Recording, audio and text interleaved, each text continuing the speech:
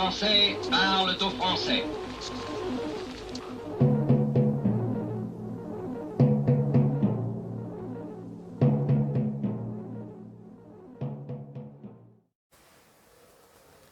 Bonjour à tous, bienvenue sur Franck Info, l'actualité vue par Franck Muller. Nous sommes jeudi 22 septembre. Le sujet du jour va tourner autour de l'islam. L'islam vu par la France et la communauté européenne et l'islam en Iran. Voilà. Au moment où Mahsa Amini, une Iranienne de 22 ans, est morte à l'hôpital après son arrestation par la police des mœurs de Téhéran, arrêtée, alors que son voile obligatoire dans un lieu public était mal ajusté. Vous savez, certaines jeunes femmes en Iran ont tendance à laisser passer quelques cheveux, et elle s'est retrouvée au commissariat, elle aurait eu un AVC, enfin bref, elle est morte. Cette histoire du voile n'est pas terminée. En France comme en Europe, on veut le faire passer pour un simple attribut vestimentaire, au même titre qu'un nœud papillon ou un chapeau. Pourtant, le voile n'a rien à voir avec les vêtements. C'est un outil de propagande politique. C'est le signe extérieur d'une religion qui veut, en l'imposant à tous, étendre son emprise sur les individus et la société. Cette pauvre Mahsa Amini, pauvre femme iranienne, pauvre femme afghane et d'autres, qui supportent de moins en moins cette forme d'autorité religieuse, mais aussi politique. Voilà. Alors c'est très bizarre parce que, on va vous dire, en Iran, le voile, c'est la preuve de la domination par les vilains hommes, machos, ultra-religieux, c'est la domination des femmes. Et puis en France, le voile pour les femmes serait une liberté d'expression propre aux femmes à laquelle il ne faut pas toucher. Alors, comme par hasard, l'Union européenne impose peu à peu le hijab dans les campagnes de promotion sur différents... là, c'est une campagne pour l'éducation. Et en fin de compte, on met des photos de femmes voilées. Rappelez-vous que il y a quelques années, on nous disait les Européens ne perdront pas leur patrie, ils en auront deux, la leur et l'Europe, disait en substance Mitterrand lors du débat contre Philippe Séguin, à quelques jours du référendum européen de 92. Voilà déjà 30 ans. Mitterrand était bien en deçà de la réalité. Et on aura plutôt 3 patries. Il faut rajouter l'islam, promu à grand renfort de campagne par l'Union européenne. On se demande bien pourquoi d'ailleurs. Dernière initiative en date, donc un programme de l'Union européenne, le 2022 European Innovative Teaching Award, qui a publié sur les réseaux sociaux la photo d'une petite fille souriante, occupée à taper sur des percussions, couverte d'un vêtement aux manches longues, les cheveux voilés. L'affiche signée Erasmus et European Commission est datée du 22 septembre et rédigée en anglais. Je vais vous montrer cela.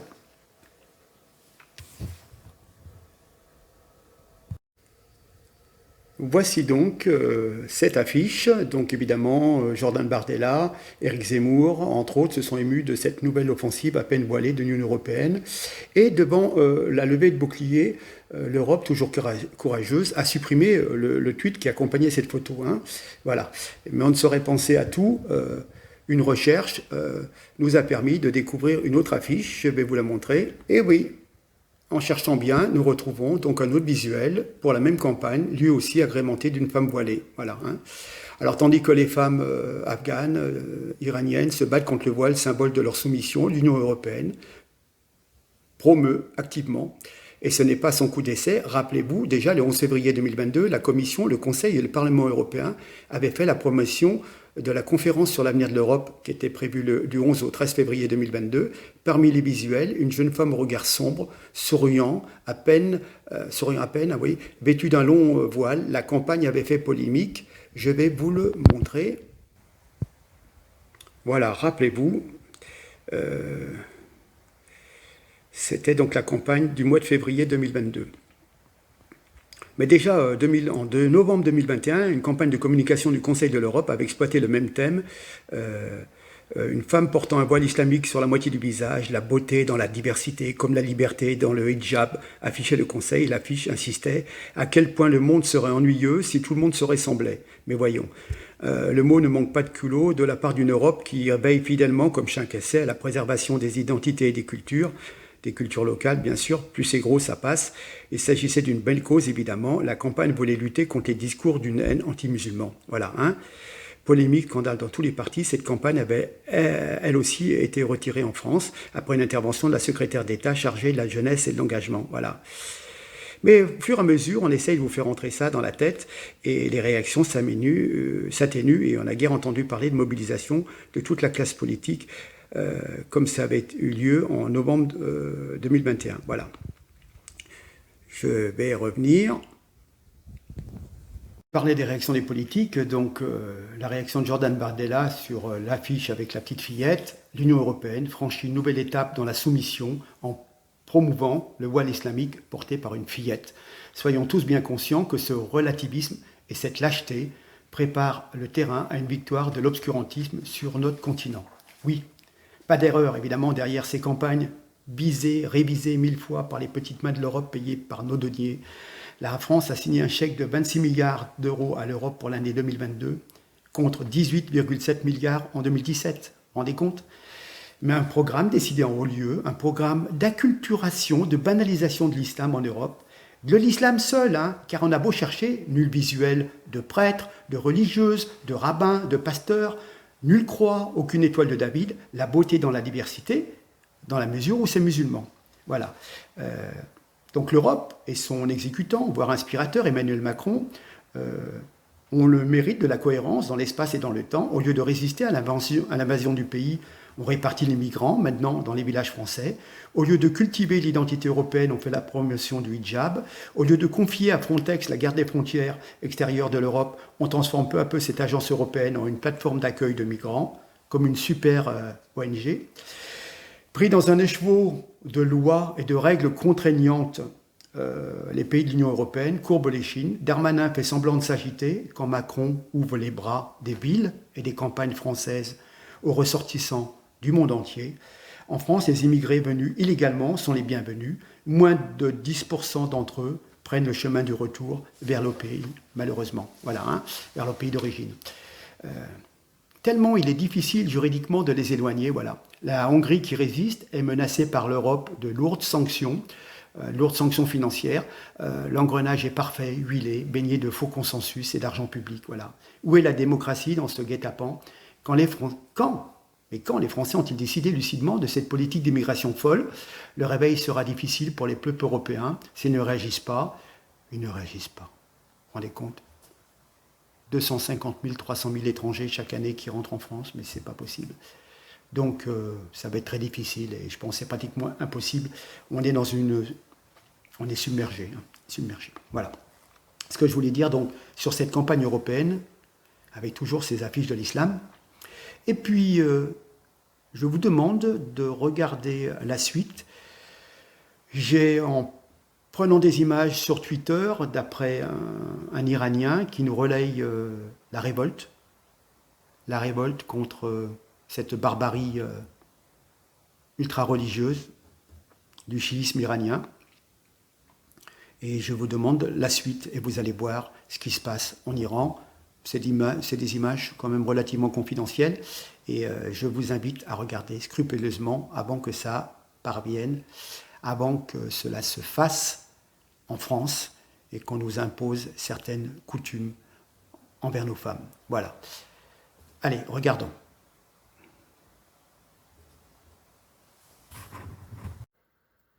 Regardez bien cette image.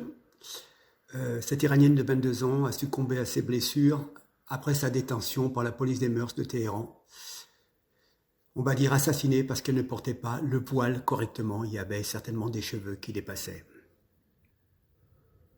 Elle a été embarquée dans une petite estafette de la police des mœurs, comme vous pouvez le voir. Et elle s'est retrouvée à l'hôpital. Et, bien entendu, elle est décédée. On la voit ici sur son Twitter. Voilà le résultat de plus de 4 décennies d'une gouvernance islamiste en Iran.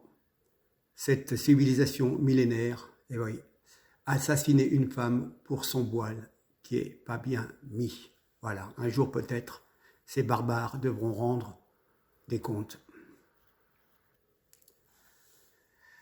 Cette jeune femme aurait eu une crise cardiaque et un accident vasculaire cérébral. Tout à fait. Mais voyons. Donc, certainement suite au mauvais traitement de cette police. Regardez, c'est la révolte en Iran. Beaucoup d'images, beaucoup de répression.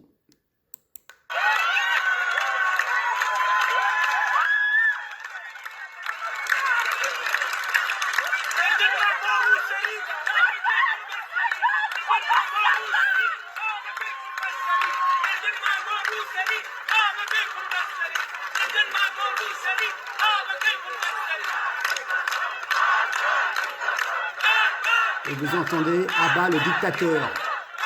Lors des funérailles, les femmes de sa ville enlèvent leur voile et crient « Mort au dictateur ».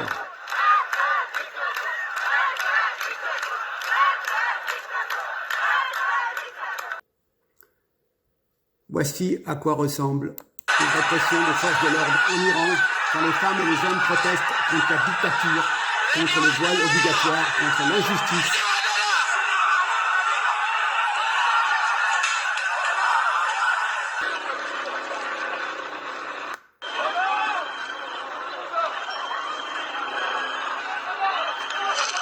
Même à Téhéran, la révolte gronde.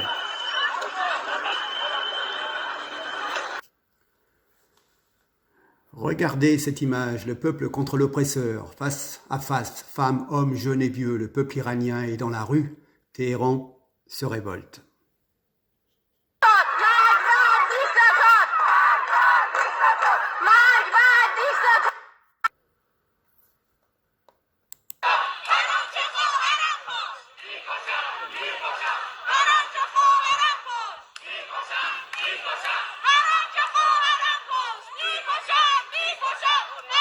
Les hommes solidaires du combat des femmes, sur cette vidéo, des jeunes brûlent un voile et chantent « Je tuerai celui qui a tué ma sœur ».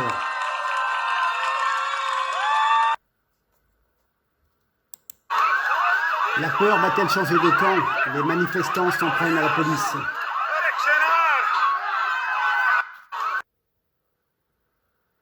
La répression est sanglante. Même les enfants prennent des coups. Une petite fille blessée à la tête, comme vous pouvez le voir. Vous pouvez voir un véhicule en feu, c'est tout un symbole. Les manifestants mettent le feu au véhicule de la police des mœurs. Voilà, elle avait été embarquée, cette pauvre Mahsa Amini, après son arrestation, dans ce type de van de la police iranienne.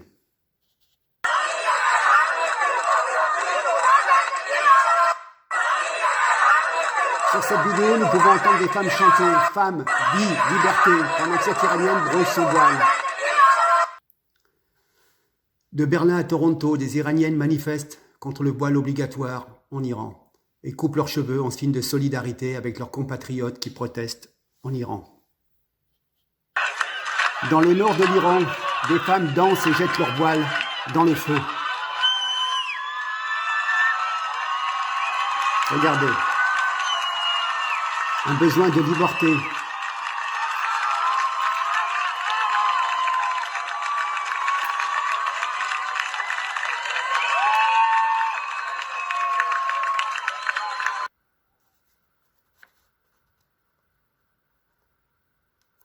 À l'école, les filles sont voilées à partir de 6 ans en Iran, donc à partir de l'école maternelle. On voit ces jeunes Iraniennes qui brûlent leur voile, le voile comme un symbole du régime, de cette oppression. Pour une deuxième raison, parce que c'est à Sori, une ville qui n'a rien à voir avec la ville natale de Mahsa Amini, qui était dans l'ouest de l'Iran, dans le Kurdistan, ce qui montre que tout le pays, c'est devenu une cause nationale, c'est tout le pays qui bouge aujourd'hui. Et aussi parce qu'elles sont très jeunes, et quand on connaît les risques réels qu'elles prennent en Iran, c'est pas anodin de faire ça, c'est des vrais risques, elles peuvent tomber en prison, elles peuvent avoir des problèmes en prison, ça peut être des peines encore plus lourdes. Donc c'est extrêmement courageux de voir ces jeunes femmes qui ont 20 ans, 22 ans, 23 ans partout en Iran, mais aussi des hommes qui manifestent, qui protestent. C'est ça que je voulais vous demander aussi. On voit beaucoup d'hommes effectivement dans ces manifestations. Est-ce que ça c'est nouveau? Et si oui, qu'est-ce que ça veut dire? C'est très beau déjà, c'est la solidarité entre les hommes et les femmes qui sont aussi contre cette oppression, cette inégalité, cette injustice. Et c'est très frappant. Vous savez, depuis 2009, il y a eu plusieurs manifestations en Iran pour des raisons économiques. Mais c'est la première fois pour une raison sociale, féministe, où tout le pays bouge. Vraiment de Téhéran au Kurdistan, du nord au sud, vers la Golfe Persique. On voit que tout le pays bouge pour cette fille qui est appelée aujourd'hui la fille de l'Iran. C'est un peu un martyr, elle est vue comme un martyr en Iran. Ça mobilise tout un pays. Et on a aussi le sentiment que la peur aurait peut-être un peu changé de camp. Moi, quand je vois les images des jeunes qui ne reculent pas, et c'est les forces de l'ordre qui reculent, et c'est presque plus jamais vu. On n'avait jamais vu ça en Iran, et c'est très fort de voir ça. Voilà, donc ces images sont copiées sur le compte Twitter de Farid Waïd, directeur de l'Observatoire de l'Afrique du Nord et du Moyen-Orient, de la Fondation Jean Jaurès, qui a étudié à Sciences Po Lyon et qui était aussi à l'Université de Téhéran pendant quelques années. Voilà. Donc, dont acte, hein, dont acte. Voilà ce que la religion totalitaire et notamment l'islam amène dans ces pays. Allez. Merci encore, vous avez vu. Je vous invite, j'en ai besoin à ce que vous partagiez ces vidéos.